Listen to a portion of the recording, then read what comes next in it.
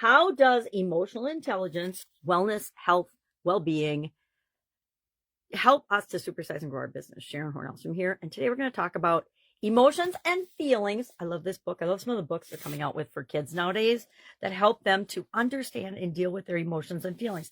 Sadness, fear, doubt, worry, happiness, joy, embarrassment, all different emotions. And this is one of my favorite books for my granddaughters about in my heart, what kind of emotions I'm feeling. I like heart things. Since my sudden cardiac arrest, I'm kind of drawn to heart things.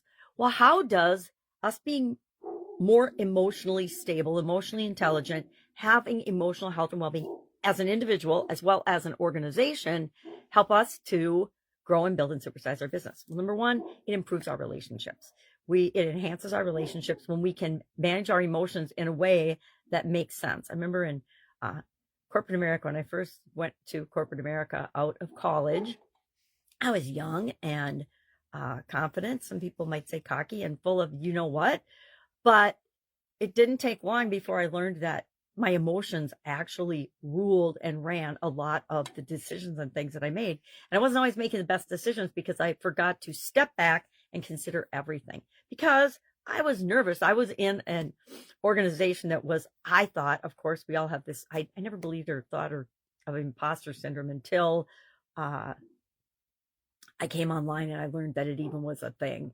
But I definitely, as a woman in a very male-dominated industry and environment and organization, felt intimidated sometimes by and stressed by the pressure of performing. That was back in the day when, guess what? As a woman or a minority, you had to perform far, far better than your male counterparts because that was just inherent in the culture. Now, a lot of things have changed in corporate America and in the world, but a lot of that still is with me today because it's just ingrained in, hey, I got to do the best I can with this, and I have to stuff down my emotions or at least hide them and mask them until I handle them and respond in a way that I want and that appears professional and calm, and actually more professional and more calm than my male counterparts would do. It just was the way it was, not good or bad. It just was what it was. And that was one of the ways I had to be resilient and figure things out. And just like everybody has to go in a new organization and figure out what the culture is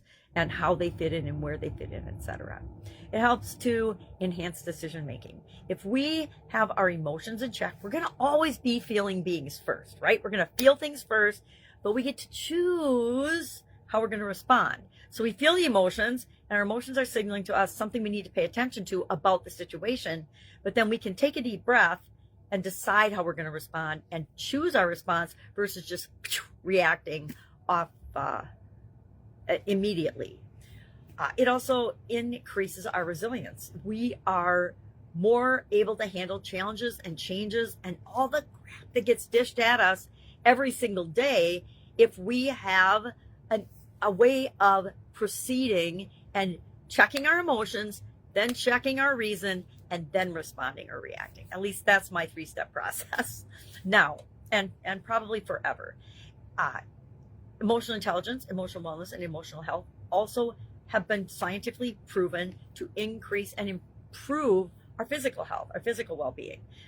I talk a lot about how all of these different areas and aspects of the life framework are interconnected, and if you ignore any one of them long enough, something bad will happen. I'm saying something bad will happen to get your attention, or I suppose something good could happen to get your attention, but apparently my belief is something bad will happen to get your attention.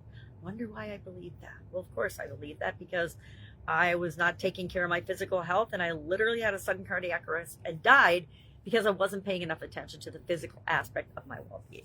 Probably there was some mental and spiritual and emotional and relationship and other things going on there too. But I will definitely put emphasis on, you got to pay attention to every area at least a little bit. Some will be more important than others. We talked about that already this year. Some we set a higher priority on depending on what's going on in our life. So I would love to have you share in the comments below how you think or how you see emotional health, well-being, and intelligence playing out in your organization and helping you to grow and build and supersize, so we can learn from one another. If I can help you in any way on this or anything else, hit me up and ask. Otherwise, have a fantastic day, and I'll, of course, be with you tomorrow. Bye.